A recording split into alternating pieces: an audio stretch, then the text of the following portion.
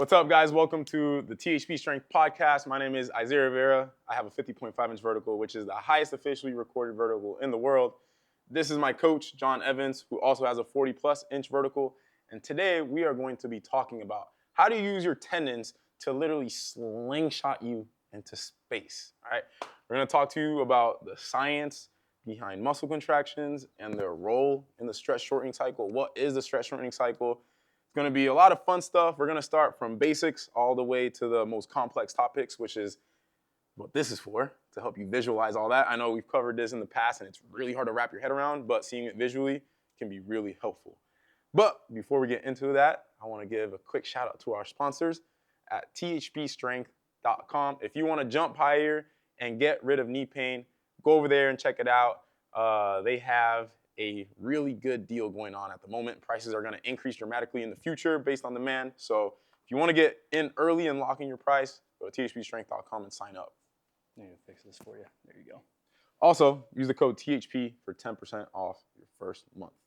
Without further ado, let's get into it. So where should we start? What's the absolute basic? Oh, fundamentals. All right. We need to understand what an agonist is, an antagonist, and then the three different types of muscle contractions. I think that's, and then a musculotenous unit. Yeah. So the first thing we're going to talk about is an agonist. So agonist is spelled agonist, and this is a prime mover. That means that it is the thing that is working, the muscle that is working across one of the three different muscle contractions, right? So you have, we'll just say prime mover, and then we have an antagonist, which is basically the muscle that is not working. Yesterday we talked about this a little bit with the tib anterior. So I would say this is the, how would you word this? Maybe the... Let's use the bicep. A bicep curl. I mean, it would be the tricep in that scenario, but what would you say, the muscle on the opposing side of the prime mover? Yeah. All right. And this is important because muscle opposing agonist. Ooh, that's good. I don't know how you spell that. Is it two P's? Opposing, yeah, two P's. All right. Ooh, I love whiteboards. This is so nice. Might be better for you to stand on this side, actually. Yeah, I agree. They can see as you're writing. Yeah. Hopefully that's big enough. But it says agonist is the prime mover, and then antagonist is the muscle opposing the agonist. And we should talk about concentric and eccentric and eccentric, right? So there are three types of muscle contractions. There is a concentric contraction. So, but concentric. I'm going to go all caps. I think it'll be easier to see. Yeah. And that just means the muscle is shortening. So under tension. And then we have isometric. So iso means same. Metric is length. Damn, whatever.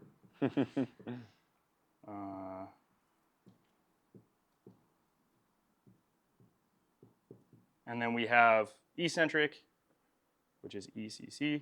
And you'll usually see, like, if you see these, you'll see CON for concentric, ISO for isometric, ECC for eccentric. And this is like basic 101 anatomy and like applied anatomy, basically. Yeah. And this is when the muscle is lengthening. So those are really basic definitions that are really important to understanding what we're going to cover. We use all of these concepts every single time that we train. I keep these in mind anytime I prescribe anything because the agonist is going to be the prime mover or the thing that is allowing you to propel yourself upwards into space, run faster, etc. In jumping, the prime movers are typically going to be the quads, the hips, and the calves. An easy way to figure this out is on the up phase of any exercise, the muscle that is shortening concentrically, that is the agonist. The antagonist is the muscle on the other side. So in jumping on the up phase when you push up, if you're looking at the calf like we talked about yesterday, that is the agonist. The muscle opposing the agonist, the antagonist, is the tib anterior, which is why you actually want those muscles relaxed on the up phase, because if they're contracting, then you're opposing the prime mover, which is the thing pushing you upwards. Any other things? Something that's really interesting, if you guys know Stuart McGill, he analyzed Jordan Kilgannon in a lab, and he said the thing that he was like most elite at is the rate at which his muscles relaxed. The antagonists. Yeah. Yep. Yeah. So they can function, and the reason these are important is they can function as like a co-contractor, meaning that it's co as in two things on the other side of the muscle. So if you're looking at, say, a bicep curl, we can look at that example. What a nice whiteboard. You mind holding that? You know what? Let's use some other colors here. What do we want to draw? We'll just draw like this. All right, and then there's the axis of rotation. Here's your forearm. Okay, this is going to be your hand holding a dumbbell, and this is your shoulder joint. Okay, so this is your elbow. Here's your shoulder joint. There's your hand. Let's say you're holding 20 kilograms. Okay, the bicep is going to be the agonist in this example, right? That is, here's the tendon coming up. Okay, and then we have the bicep, which originates over here. This is your bicep. Your tricep would be on the other side. It originates over here, comes down, and attaches to your olecranon process on your elbow, right? So this is the tricep, this is the bicep. The bicep in this example is, let's say if you're just holding the dumbbell, it is functioning isometrically, holding the same length under tension if you're just holding it, right? This is the agonist. We'll put A. And this is the antagonist. I'll just put ANT right there, right? Anything else you think I need to include here? No, I think that's Pretty good basic definition. Yeah. So if this muscle were shortening and you're coming up, right, then that would mean that the insertion is moving towards the origin. This is the origin of a muscle. Anytime you're moving the lever system of the bones, the insertion is moving towards the origin. So this is the insertion down here. All right. Pretty good. Yeah. The last thing we need to define is, we got the eraser? You got handed to you? Nice. The last thing we need to define is what a musculotendinous unit is. And so MTU. the MTU. The MTU is exactly that. It is the musculotendinous unit. So musculotendinous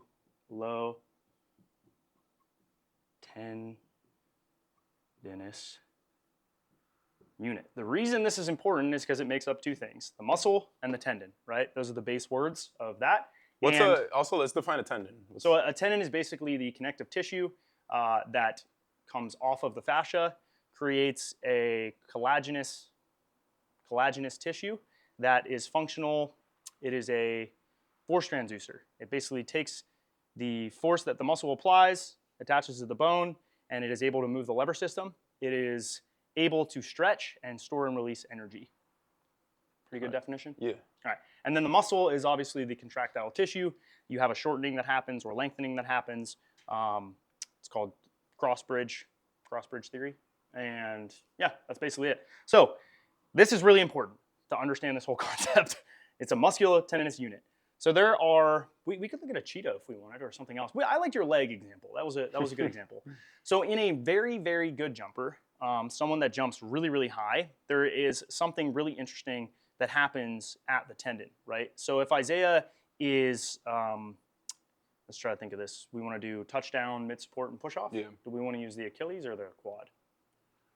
Whichever one's easier to draw or I think the quad is. I think quad is like the most specific.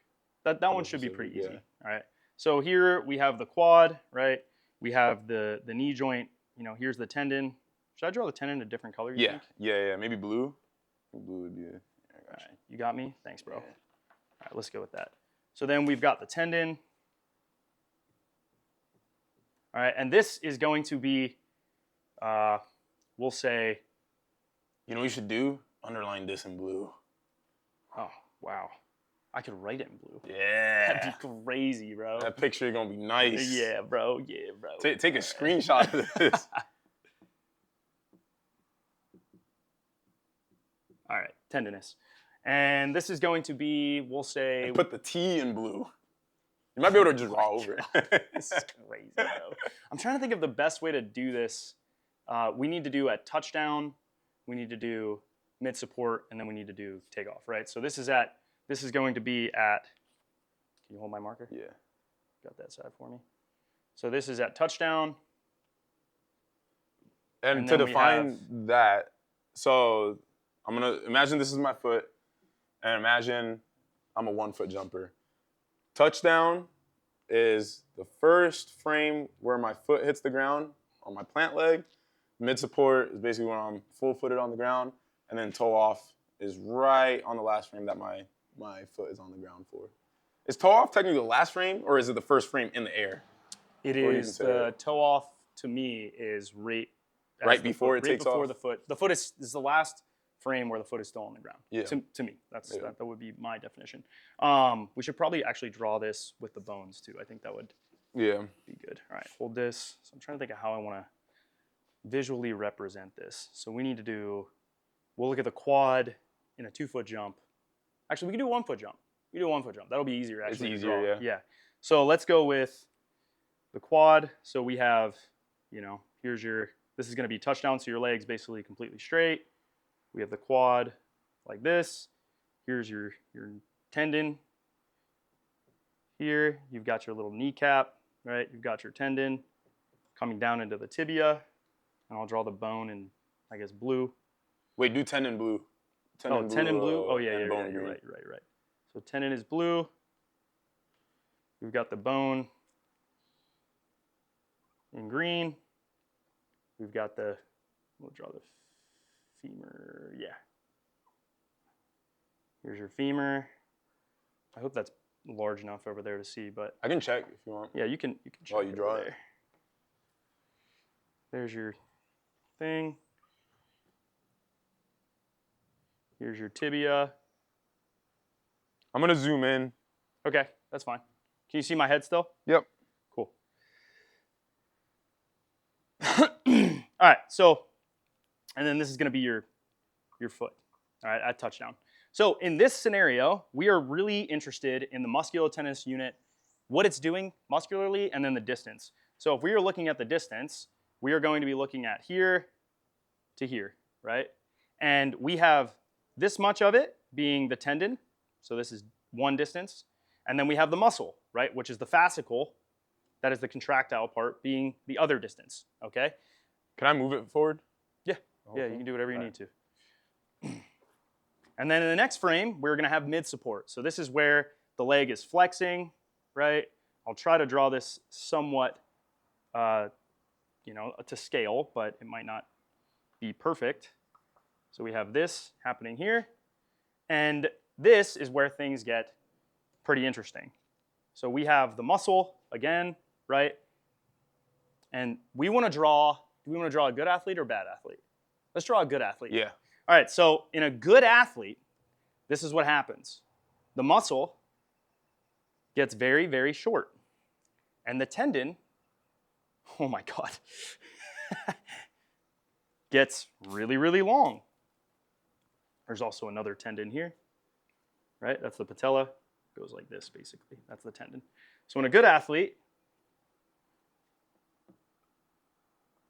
this happens. Oops, you got it. Yeah. All right, so, we can lock these. Ha ha!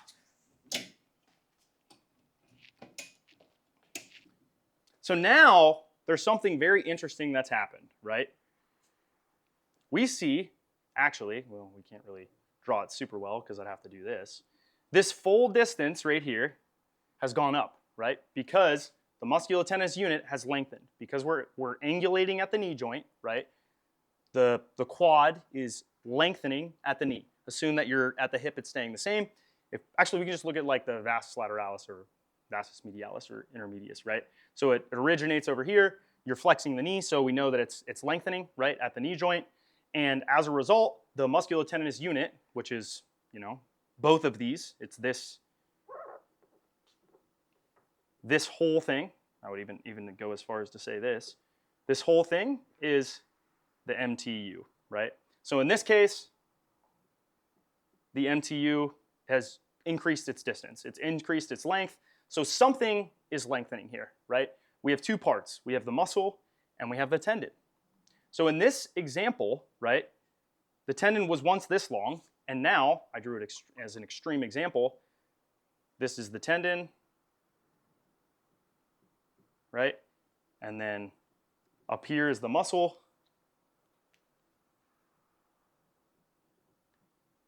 And then we have the same thing over here, right? Draw like this. Here, I'm gonna Oh, go ahead. make this a red line. Oh, you want that a red? A hole. Yeah. Ho. Thanks for being my creative director. I got you, man. That's what I'm here for. All right, so if you watch these just visually, you can tell that the muscle has shortened, right? And the tendon has lengthened. And this is really freaking important because traditionally, this, what where do they you're tell in touchdown, this, because the MTU is lengthening, so, oh my gosh, we've ruined our markers. So the MTU lengthened. That is defined, remember when we said eccentric is what? Is lengthening, right? The muscle's lengthening. Yeah. But when you're looking at the musculotendinous unit, or traditionally speaking, we just talk about the MTU as the fascicle, meaning the contractile part or the muscle. It's not necessarily true, but we see the MTU is lengthening, meaning it's eccentric, okay? Or seemingly eccentric. However, when we compare these red lines, the red line got shorter, which means that the muscle is functioning concentrically. And that's why the tendon is increasing in length, because it's pulling it. That's how the tendon lengthens. So it could lengthen two ways. If the muscle were to stay the same length, right, you could still have the tendon lengthen. It's just that if the muscle shortens, then you get even more lengthening, which is what you want, right? Because the MTU is going to lengthen no matter what. Because you're doing an eccentric action.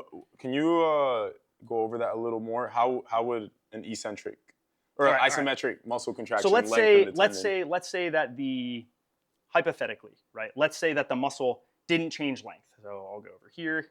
This isn't drawn to scale, but let's say, right, that the muscle stayed the same length. So like, let's say there, right, roughly. Yeah. Something like that. So let's draw the muscle belly like this. We've ruined our markers. All right, so we can see, maybe let's see how I can draw this a little bit better. This isn't going to be a good representation. Yeah. Maybe like that. Holy shit, that was a big lizard. Did you see that thing? No. That thing was massive. Probably got. All right, this is better. Yeah. Okay, so we have the MTU is lengthening, so we know that this whole length got longer, right? So let's say that this is D1 and this is D2 for the MTU. So we know that D2 is greater than D1, meaning MTU D2 is greater than MTU D2, maybe this is better, 2, is greater than MTU1. The musculotendinous unit, this distance, is longer than this distance. It has to be. And remember, this is touchdown. This is a touchdown. So touchdown, your foot hits the ground. They can't see the... Oh, they can't see the ground. Use your foot, your hand. So you hit the ground like this, and then you start to flex, okay? Or you hit the ground like this, your knee starts to bend, so the musculotendinous unit has to lengthen. That will happen as a result, okay? Because that happens, right, the muscle and the tendon are doing something interesting in a stretch-shortening cycle, right? What's a stretch-shortening cycle? Stretch-shortening cycle is anytime you have a musculotendinous unit stretch very quickly, followed by a very quick shortening. So a jump, a sprint, anything else. That would be considered a stretch-shortening cycle. Yep. So this happens, right? And now we have the muscle functioning and maintaining its length. So we know that the whole musculotendinous unit has lengthened, but the muscle, right, M1 and M2 are the same. So we know M1 equals M2. The only way for this to occur, the only way for this to occur is if the tendon lengthens. The tendon has to lengthen as a result, and you can see visually the tendon is longer. Obviously, I drew it that way, and so you're like, well, you drew it that way. Of course it's that way. This is what you would see in an actual representation of like a cheetah or a gazelle or something else. Now, what if, and actually, here's maybe a better thing. Why is it better that the tendon, so we know that T2 is greater than T1. That's the only way all these things could stay true. Now, at takeoff, why would it be good that the tendon is lengthening right, more than what the muscle is, Isaiah. Why would you want the tendon to be as long as possible during a stretch? Because there's going to be more energy stored. Because tendons are way, way faster than muscles. They're way more efficient. They're way better at converting energy quickly, right? A muscle contracts relatively slowly. If you were to, like as fast as possible without a stretch, try to contract it, it's not going to be very quickly. Yeah. But if you take advantage of the tendon, you're able to get way, way higher velocities of joint velocities, basically, which means that you're going to propel your lever system, i.e. your body, into space, your skeletal system. And that's the whole point of explaining this and understanding this is stretching the tendon is how you get elite performance. That is how Isaiah jumps 50 inches. That's how a cheetah runs the difference super fast. Between, so I would say an elite athlete can use a concentric muscle action here to stretch their tendon. You can still stretch a tendon with an isometric contraction, just not as much because there's still tension in the muscle. That's how it's stretching. And then a bad athlete doesn't even stretch the tendon, right? They're not strong enough to stretch it. Yeah. Or, in a bad athlete, what would happen is actually the muscle lengthens and the tendon doesn't stretch at all, right? So a bad athlete would do this and they would actually lose tension, right? They would lose tension. The muscle lengthens. It actually gets longer. So, it goes from maybe something like this, and then the tendon actually shortens during, the part where it should be stretching. Because a stretch shortening cycle would be the whole MTU, right? So you see this is, normal length. It stretches here, and then you get a push off. That's a stretch shortening cycle. Conventionally, we would say, oh, well, the eccentric action is really important. That's where the stretching's happening. That's where you're storing all the energy. The better you store the energy, the higher you'll jump, the more efficient you are at that, the better you'll jump, the better the athlete are, the more explosive you are, the more you act like Russ and a kangaroo or a cheetah.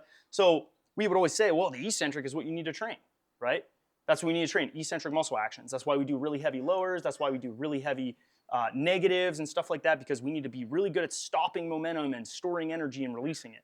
However, that is not actually what happens in really good athletes. Really good athletes, we're going to draw this over again. Go ahead, give me the, we'll draw the Achilles, right? Like Usain Bolt's Achilles. That's what we're going to draw. If he were, I'm just going to use one marker here because this will be faster to draw, all right? So if I'm drawing Usain Bolt, okay, and I'm looking at his calf at touchdown, and here's his foot or whatever else, okay, comes here. We got this massive Achilles, then he's got a ball of muscle, his calf up here, and whatever else. Here's his knee up in this area. I'm just gonna erase all this so I can get all that in there. All right. I have a quick question. Yeah. Before you draw this, because I think something just clicked in my head. So you're at mid support, and then you keep pushing, right? We're looking at the quad. You're saying through from mid support to take off? Yeah. Yeah. And we're like mid support to toe off, and we're looking at an elite athlete. I remember you said, "What if an athlete is strong enough concentrically?" Grab a rubber band. Grab a rubber band. So what if the athlete is strong enough to keep pushing and continue stretching the tendon? It just made sense to me because it's the energy in the tendon. If you stretch it like this, better yet, grab that weight right there. Grab that 5-pound weight. All right. I'll put these right here. See if I can explain this. This might be difficult. So if I do this, right? Is that going to stay? That won't stay, will it? Yeah. All right. So if I am holding this 5-pound weight, right, and I were to stretch it, okay, and I release it, it pulls back up, right? The more I stretch it, the more it pulls back up, okay? Now, hypothetically, let's say I did this, okay? So if I just hold isometrically, I get this much energy, okay? Yeah. Now, if I actually, let's say that my arm represents the muscle, this represents the tendon, this is your mass, okay? Yeah. So this is the Achilles, basically, right? This is my calf. I just drew it here. Here's the tendon. The more I stretch the tendon, the more energy I get out of it. Yeah. Okay? So if I do this and then I touch down and I let off energy, I'm not going to get a lot of energy. Right? Yeah. The height this bounces represents how much energy I get out of the tendon, how much push off you get. So if I do this and then I'm strong enough, I touch down, the tendon starts to stretch, I'm in mid support, and then I pull even further. And the You get tendon, way more the tendon energy out of doesn't release energy until toe off. It won't release energy until the energy in that joint exceeds the internal torque exceeds the external torque. Okay. Does that make sense? Yeah. So if the tendon, like, you're going to have to dissipate the energy at touchdown, and then eventually the energy is going to build up enough where you take off, right? So yeah, because I was this having a flaw. This mass won't move until this tension exceeds the weight of this, right? Yeah. So this is at rest. So at touchdown, what's happening is your mass is coming down, so it stretches the tendon.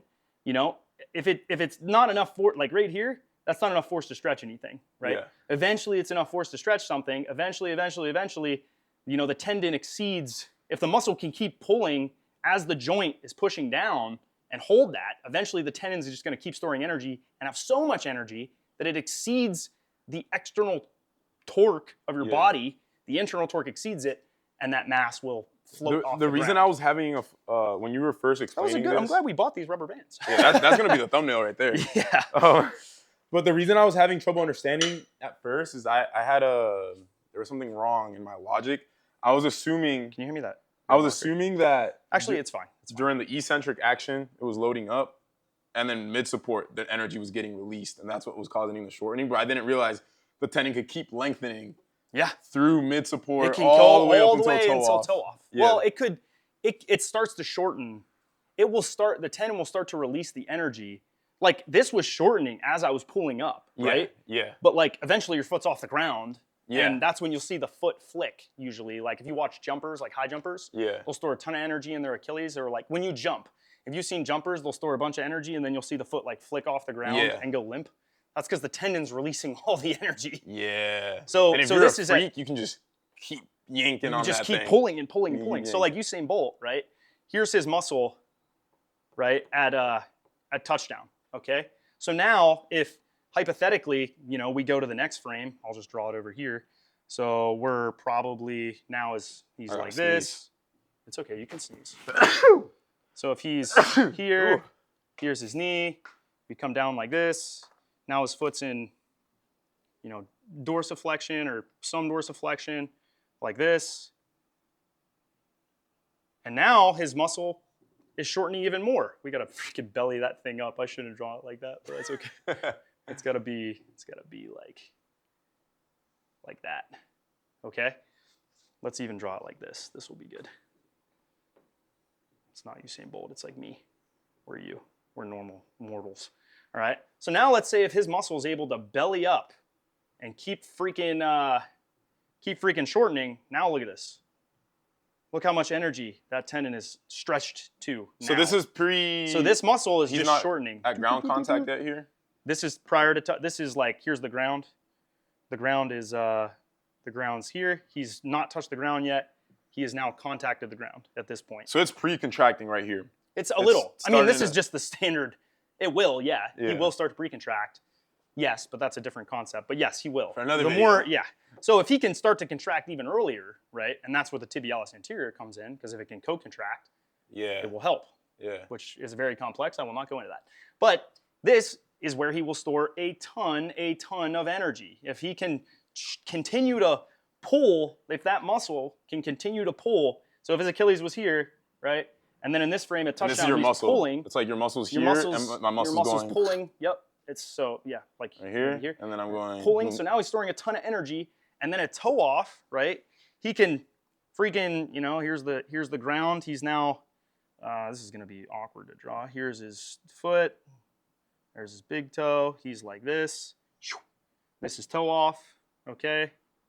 So now at this point, everything is starting to shorten, right? Yeah. So we have the muscles here still. Here's the tendon. The MTU in general is relatively short. It's relatively short. But if that muscle could keep pulling during this phase, he's going to get even more energy out of the tendon, right? Yeah. Even though the tendon the tendon has shortened, right? So it's relatively shorter here than it is here because it's released the energy. The tendon has finally done, oh, what the heck? Oh, that was the mic. So the tendon was, it was here, and then it stretched, and then in this frame, it's now releasing that energy, and as a result, your foot is plantar flexing. And the whole time, your calf is just shortening. If you're a good athlete. If you're a good athlete, if you're a good athlete, the whole time. Like a cheetah or a gazelle, yeah. Yeah. Now, if it stays the same length, which maybe is the next best thing, maybe it just stays the same length, but the tendon, lengthens, right? So I didn't draw this to scale, but, if it stays the same length, okay, and the tendon, in this example, you have to have a little bit more lengthening because the foot is, in dorsiflexion. So as a result of dorsiflexion, you're going to have the tendon lengthen, even if it is just a couple inches, right? In this scenario, so this joint angle was, 90 degrees, and it went to 45. Because of that, this will stretch, the Achilles will stretch, right? It'll store a bunch of energy, and then it push off, even if it's the same length, right? Let's say it was the same length the whole time. So the tendon here was whatever. Let's say this is, I don't know, what this isn't drawn to scale, but it's actually not too bad. It's not good. Let's say this was like 8 inches or something, right? Yeah. Okay. In this example, the MTU lengthened, the musculotendinous unit lengthened, and now the muscle is, or let's say the MTU. And this is an example, let's say, for like a good athlete. 14 inches, like a good athlete. Not a great athlete, but like a good athlete. Let's say it was 14 inches, right, for the MTU. So 14 minus 8 gives us, what is that, 6? Okay. So let's say now the muscle stays isometric. So the muscle is not going to lengthen the whole time. This is prior to touchdown. We're at 6 and 8, right? Yep. Okay. This is like right before touchdown. So now we have touchdown through mid support. Now we know the MTU lengthened, right? So now the MTU is, let's say, I don't know, 16 inches. Okay. So that's, again, not perfect. I don't know if my lower leg is 16 inches. Probably more like 24. But whatever, just for the sake of math, this is a midget. I mean, a little person. All right, so now the muscle is the same length. So it's 6 inches, okay? That's about 6 inches. Yeah. And we... Actually, it might be. Yeah, that might be. I think that's pretty good. That's pretty good. All right, so now we know that, again, 6 minus, now it's 10 inches. So I'm going to say that again. The muscle has lengthened, or the tendon has lengthened 2 inches. It's stretched 2 inches. The muscle stayed the same length. The tendon lengthened 2 inches. I want to ask you a question. Yes. How the hell did the tendon lengthen, but the muscle stayed the same length? Because don't you need to yank on the tendon? You've angulated. So that's from dorsiflexion? Yeah, dorsiflexion. Okay. The MTU lengthens because you've dorsiflexed. Like you can't, when you go into a stretch, if you stretch, the MTU is longer. Yeah. Right? Yeah, okay, because you're going so from here the MTU is its longest when you're in dorsiflexion like this. Yeah. And then if you plantar flex, the MTU is short, right? The distance from here to here is shorter than it is from here to here, right? So now you're in dorsiflexion. That's why the MTU lengthens, because the joint is angulating. So in this part, the MTU is the shortest. Is it possible to lengthen the tendon in an isometric contraction without moving your limb lengths? Oh, wait, what? So you're saying... Like if this is 90? Yeah. Let's say this was 45. Like you're like already... So you're anchored in place. And then you stay at 45. Yeah, it's possible. It's called a depth drop. But how does that happen? Is it because it's a stronger isometric contraction? So you're still going to have lengthening at landing. It's not perfect. Yeah. Like you're probably never going to have... Okay, so you're saying, is there a scenario where the musculotendinous unit stays exactly the same, right? No. Like you still get tendon stretching. Yeah. Is there a scenario where you have an isometric contraction and the tendon length increases without having to? No, you have to have this happen. You have to have. Okay, you have to have angulation. Your limbs have to move in order to lengthen it. For the MTU has to change. Gotcha. Anytime you angulate, the musculotendinous unit is changing. That's how you move. But there's more tension. The lever, happening. You wouldn't have a lever system in that case. Gotcha. Right? Yeah. The lever doesn't move if the MTU doesn't move. Okay. That's how it moves. Yeah. Does that make sense? Mm-hmm. But you're still getting more. You're getting more like a stronger isometric contraction here because it's lengthening while it's staying the same length. So you're still getting your force will go up a lot in this scenario, right? Yeah. It's just that it's not budging. Like the force is going up, but it's anchoring down. It's like hold this, right? So do your analogy again with your other hand. So Okay, I'm here, but it's so you're staying here, here. it's staying here, but I'm still. Oh, come on, don't let it. This is actually what's happening. Okay, Your okay, shoulder yeah, is yeah. isometrically. So if you can, the Yeah. force is going up really quick, but it's still isometric. Yeah, Right? Now yeah. do it again. Hold it again. But now we'll go. Now go the other way. That takes even more Ooh. strength. That And is now a let perfect me be a analogy. bad athlete. You're a bad athlete. Yeah, the tendon doesn't stretch at all. So that's exactly what happens. So in this scenario, the MTU went from, let's say, it's the shortest it can possibly be. Let's say it's 8 inches. Okay. So now we know that the muscle is still isometric, right? Yeah. So this would be 6 inches. So that would be. And now the tendon only can that go would be 2 here, inches. and you're going. Whoop. Yep. So now the tendon is shortened. It's shortened all the way. I mean, this is not to scale, but Yeah. Conceptually you can understand how that would work, right? Yeah. And that's because the calcaneus is moved up. The insertion moved towards the origin. So the MTU shortened. Yeah. Got All it? right. Cool. I think this is a pretty. Yeah, I think this is a good understanding of what is happening in a jump and a sprint. By the way, if I know a lot of you guys say this content's too advanced for me. If you get confused at any point in this, drop a question. You probably have to watch this like 4 times to Yeah. understand. But the only way to learn is to ask questions. Yeah. That's how I learned. Like this is like explaining Calc 3. Yeah. It's Yeah, not. This is not like explaining like Calc 3 is complex. Of jump training. The Calc 3 of jump This training. is Calc 3 of jump training. Like it's gonna be complex if you don't have any understanding of basic arithmetic. Yeah. This is gonna be really hard. If you don't even know what a concentric muscle contraction is, that's Yeah. like algebra. You know, Mhm. if you don't know what a muscle is, that's like arithmetic. Yeah. Like So I want to get a little bit into the implications of training, because what you're telling me, John, Jump Einstein Evans. yeah.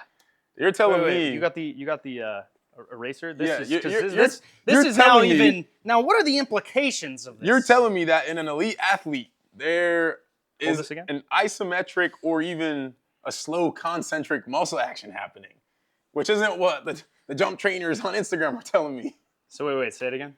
You're telling me that in an elite and good athlete, you're seeing an isometric muscle contraction at the quad, and maybe even a slow concentric. Yes. Yeah. I am saying that if you want to stretch the tendon a shit ton, if your foot's on the ground for 180 milliseconds, Yeah. right? If you can contract relatively at all, if you can contract an inch, if you can Yeah. contract half an inch, you will store more energy in the tendon. The tendon will do all the work. The muscle is just an anchor. Yeah. It's just there to anchor while the force of your foot striking the ground or coming down is stretching everything, stretching Yeah. the MTU, hopefully mostly the tendon if the muscle's really strong. So we've seen the force velocity curve, right? So on this side, Oh, I haven't, John. Oh, you haven't? No, I've never seen it. You've never? That is absolutely. What is the wild. force velocity curve? So this is negative. What the freak is happening here? Oh, there we go. So negative 360. This is 0 degrees per second, degrees per second. So this is ISO. This is the MTU. This is a muscle. So a muscle fascicle. This is not looking in a stretch shortening cycle, just looking. Write it here, muscle fascicle. Muscle. Muscle.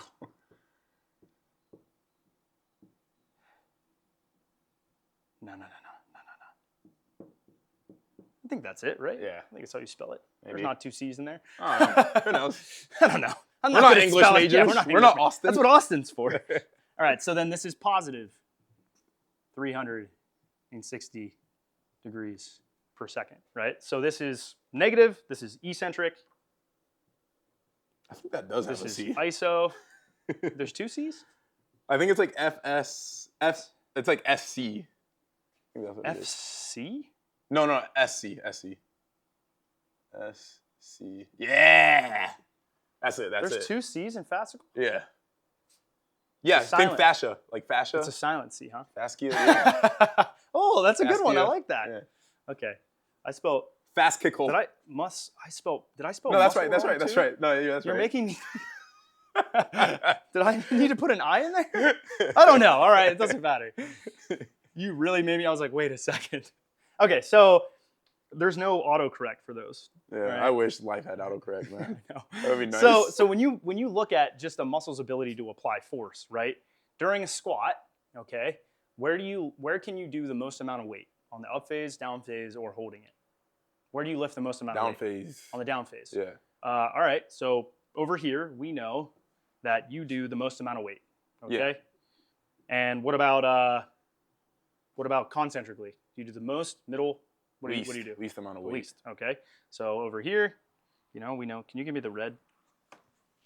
Actually, give me the red and the green.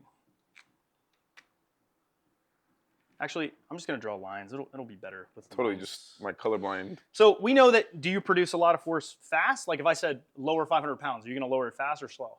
600 pounds, it would have to be slow. Yeah. Or fast, sorry, it would have to be fast because it'll smash you.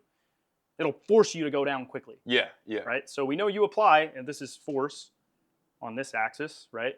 So on the y-axis is force. You apply a lot of force really fast, eccentrically, okay? In a relatively slow movement. Now, relatively, as you lift less weight, you can control it better. So you can lift it slower, right? So you're less good maximally at producing that. Isometrically, or holding it, you're somewhere in the middle. Concentrically fast, if I said lift 1,000 pounds concentrically on the up phase, right, of a squat, you can't lift that fast. Or I said lift your max. What's your max back squat? 425. 425 deep, right? Yeah. You're not going to lift that fast. It took you like 2 seconds to do it. So you're pretty good at producing force slow, right? Relatively slow, 0 degrees per second. And over here, really fast, concentrically, jumping, or if I said do a jump squat, you can move 135 really fast, right? But it's relatively low force, right? 135 is the muscles, it's not a lot of force. Yeah. All right, so when we look at this, my friends, is the force velocity curve. All right. Shit, this is not perfect, but probably be here and then would tail off really quickly there. All right. So this is, iso, pretty close to the same. Slow, really slow eccentric, really slow concentric, and isometric. Your force generating capacities are relatively the same. Yeah. As you get to really fast eccentric work, you can lift a lot more weight, like probably double what you can do isometrically, right?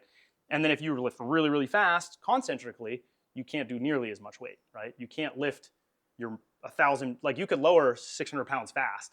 Austin does it all the time whenever I put too much weight on his back. He just drops the fucking bar, slams the pins. He's trying to stop it, but he can't.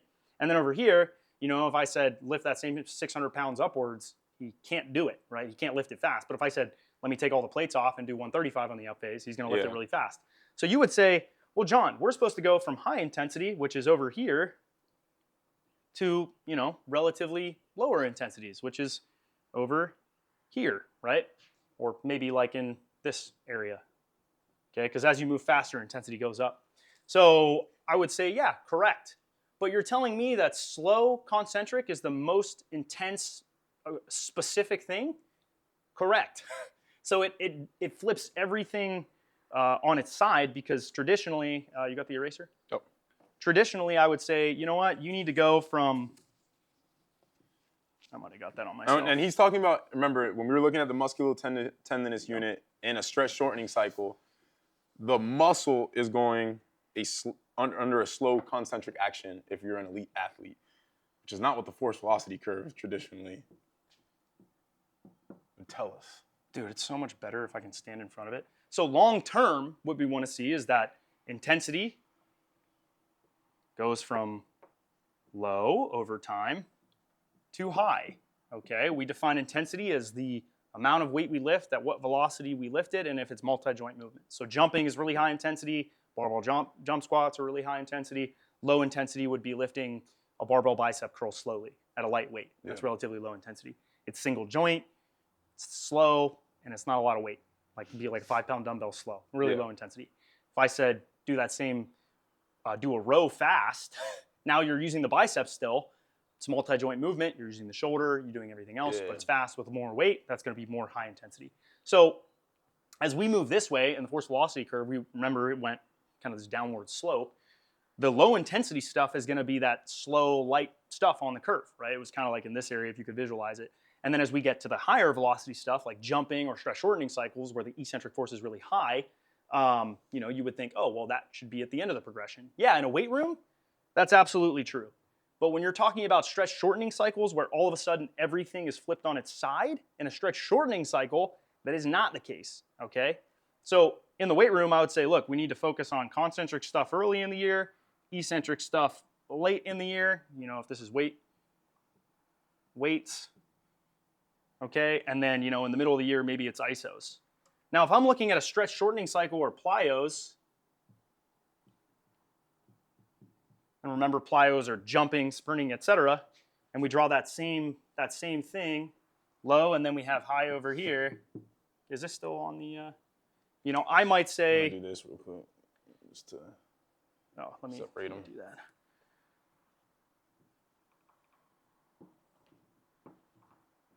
Whatever. We shouldn't mix these together. Yeah. All right. So now we're talking about SSC, plyos, etc.